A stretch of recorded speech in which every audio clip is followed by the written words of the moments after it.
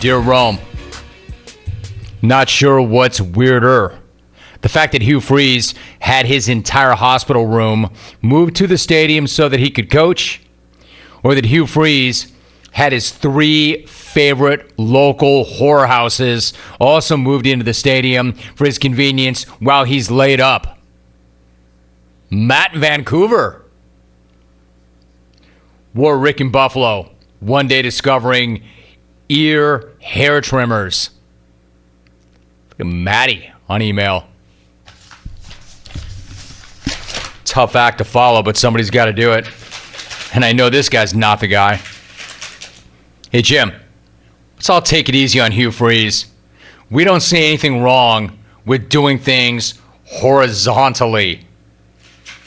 Regards, the missionary position.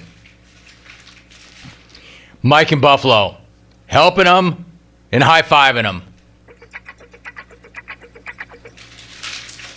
You know, Mike, if I read everything you sent me, I'd be off the air within 3 weeks.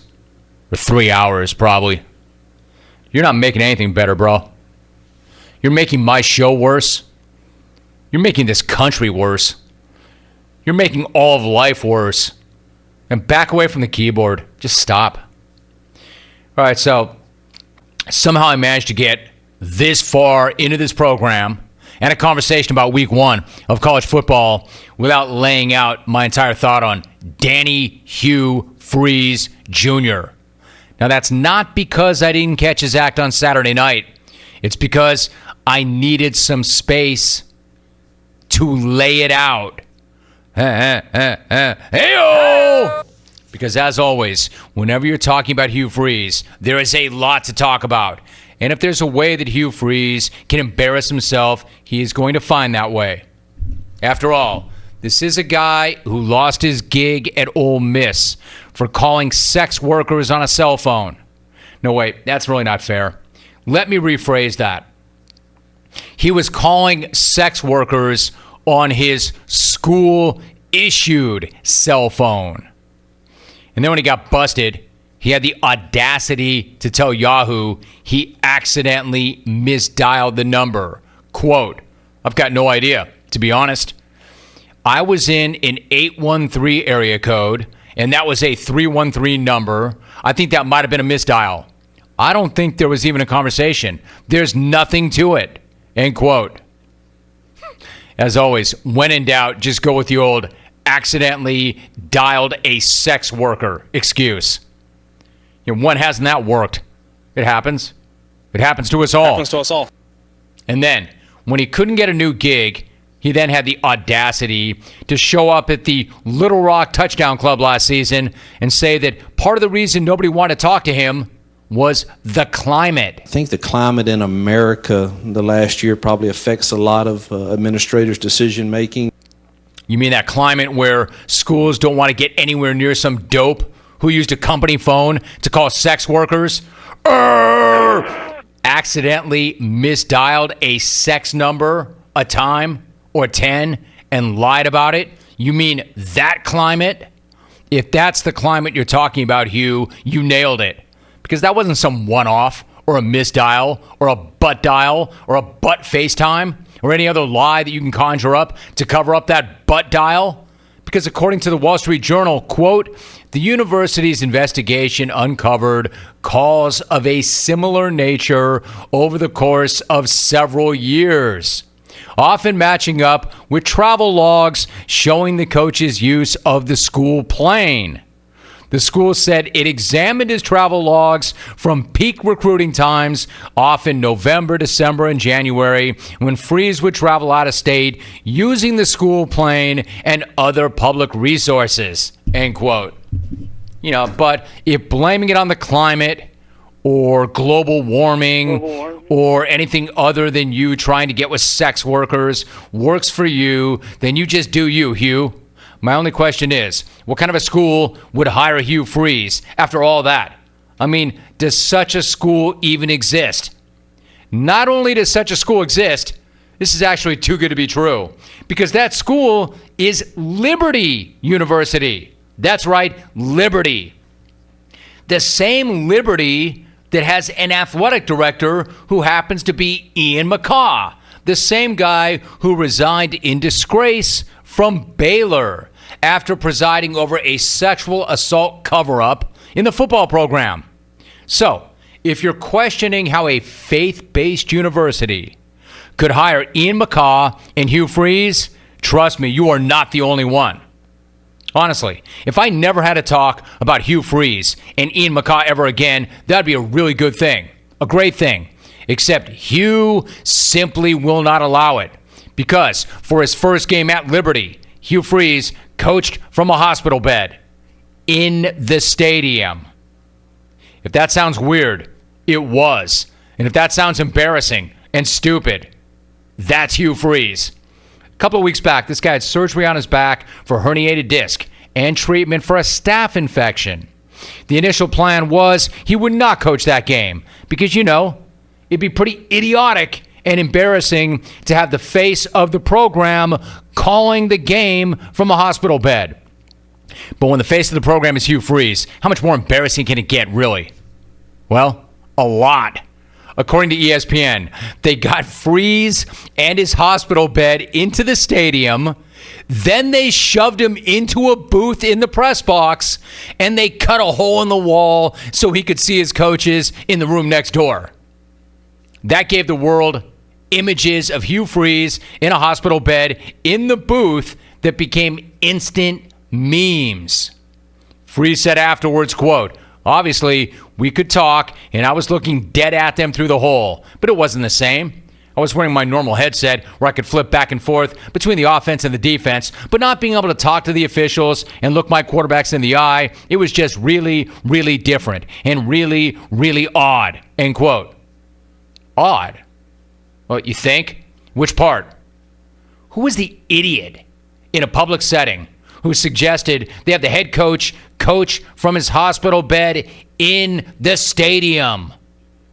And how the hell was there not one person, hell, every person there to say, oh, hell no? This is the worst idea ever. Ever. You do this? Somebody should have said, this is the worst idea ever. But if we do this, and I'm going to quit before we do, but if we do this, we better win by 7 touchdowns. And even then, it is still the worst idea ever. Look, I don't want to make light of his health condition. I'm not doing that. Because as he told ESPN, that staph infection was serious. Quote, "The doctors told me if it had been another 24 hours, that strand of bacteria could have gotten to my heart, and then I would have been fighting for my life." End quote. Let's be very, very clear about this. Don't get it twisted. I am not making light of his health conditions. I'm saying I've been thinking about it, and I really think that this is the dumbest thing I've ever seen. You're sick. You could have died. Sit this one the hell out. Get rest. Get right. But instead, you embarrass yourself, your program, and your entire university by rolling your hospital bed right into the stadium. What a warrior. What an imbecile. Maybe the biggest look at me moment ever. Oh, but not according to Hugh. He said it had nothing to do with him, everything to do with his team. Quote, "I'm sure some people out there probably think I was doing it for the attention, but I can promise you it's not that. It wasn't any fun, but it was important to me to be there for my players, my coaches, and all the people at Liberty who have done so much for me," end quote. In other words, no, that's no pub grab. Yeah, that's no pub grab, or the biggest pub grab ever. How embarrassed do you think his players were by that look? How many walked right up to that hospital bed to drop their letter of transfer onto it? Or tried to unplug whatever old Hugh was hooked up to? Oh, and back to this whole thing. If you're going to coach from the hospital bed, you better win by 7 touchdowns. And if you can't do that, you better at least win. And if you can't do that, you better at least score. And if you can't do that, well, now you are the proud owner of the worst look ever. Because nobody will ever be able to unsee you rolling into your own stadium in a hospital bed and having them carve a hole in the wall so you can talk to your coaches and then get shut out at home by Syracuse. 24-0. Win by 7. Win. Score. After all that, they got shut out. Man, you can't do that. You simply cannot do that. But I'm glad you did. Man, I need more time. I'm not even done with that. I'll be right back to finish that thought next. They literally thought that it would work to roll that hospital bed into the stadium, cut a big hole in the wall so he can see his assistants and coach that way. And nobody talked him or them out of that idea. And my point was, if that's your idea, you better win by 7 touchdowns. But even if you win by 7 touchdowns, it's still the stupidest thing I've ever heard. Even if you win by 7 touchdowns, even if you're Liberty and you beat Syracuse, it's still the dumbest thing ever. But they didn't win by 7 touchdowns. And my thought was, well, if you're going to do something, you have the audacity, the gonad to do something like that, you better win. Man, you sure as hell better win. They didn't win. If you're going to do something like that, and you're not going to win by 7 touchdowns, you're not going to even win, you better score. You better at least get on the scoreboard. They didn't do that.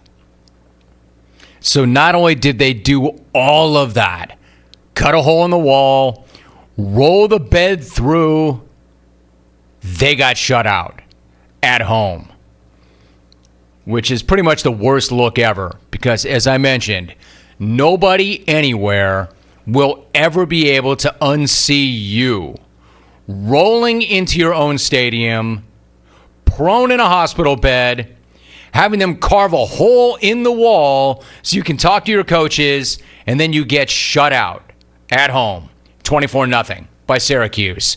You simply cannot do that. Now, I'm glad you did because it is one of the funniest things I've ever seen. But you cannot do that. And yes, I am well aware that Syracuse is good and Liberty is not. I understand that. I also understand that you cannot show up in a hospital bed and have your offense run for negative yardage for the game, which is what happened. -4. You have to at least get 50 yards on the ground at home. That is, have I not always said this? That is the bare minimum for a hospital bed game. If I've said that once, I've said it a million times. The bare minimum for a hospital bed game is 50 yards on the ground. And yet they run for a -4. Are you kidding me? If your team sees you in a hospital bed, coaching from the press box, and they have negative rushing yardage, you need to quit. That's the deal. That's another thing you've heard me say a million times, that if you're going to coach on your back in a hospital bed, in the press box, and your team rushes for negative yardage, you need to quit. I've said it once, I've said it a million times. Because you know what that tells me? That tells me either you can't coach or you can't motivate, or both. Do not put your team in that spot. Do not put jungle legend Dino Babers in that spot, where instead of walking across the field to shake your hand and wish you well, he has to walk across the field and point up to you in the press box. What a class act by Dino. What an absolutely class act by Dino, and a circus act by Hugh.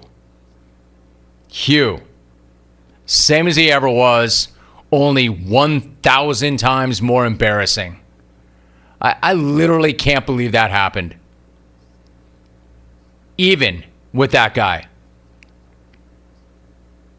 Strangely enough, in the postgame, he discussed how odd it was to be coaching from his back in a hospital bed up in the press box. It felt different. It's odd that I'm not down there talking to officials and calling timeouts when we need to, and maybe I had a hard time kind of finding the clocks too. From here, I didn't have a game clock here that I could look at. It was kind of hard to see it over there, so it was a little different. You had a hard time finding the clocks? Do you need to see the clock as a head coach during a game? Is that important? What, you didn't trust one of your coordinators to run this thing for you for one game? I wonder if they brought him like some of that sugar-free Jell-O, tray of Jell-O and ice chips. I wonder if the nurse came by in the first quarter with a little cup of his pills. Now, again, I'm going to stop right there. Don't get it twisted. I am not making light of his condition. If anything, I'm saying stay in the hospital, coach. Everybody would understand. You're really ill. I wonder if that bed was adjustable. You know, with that little box, you can move it up and down. I wonder what it would take to get that bed down to the sideline. Like he said, he couldn't talk to his players or couldn't see his players, couldn't get at the officials. I mean, why stop there? If you're going to do this, man, go all in. Go all in. Get all in, man. Take that bed down to the sideline. Do this thing right. Man, that's something else. And if you don't like what you see, just change the channel. You're in a hospital bed, right? What was the shoes? What's with the shoes in the hospital bed? Dude, how about your roommate, man? How loud was that guy? And the whole family sat on the bed with him and they were just screaming at him because he's hard of hearing. Excuse me, can you draw that curtain? If you win that game, do you get doused with sugar-free Jell-O? God, just weird, man, even for him. Hey, Rome. When Hugh Freeze wanted to change a play, did he have to press that little red button that the nurses give him? Even the Long Beach Bully is in. Check out Left and Laguna on Twitter. What's the big deal about laying down while you're watching your team play? Signed Steve Nash.